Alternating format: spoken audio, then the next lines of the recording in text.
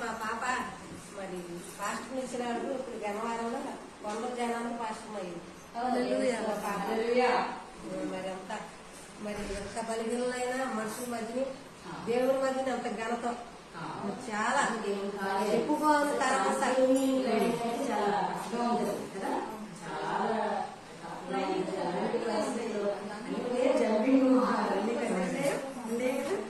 మరి అదంతా ఘనత అన్నిటిలో ఆయన చేసే కార్యాలు ఘనమైన కార్యాలు.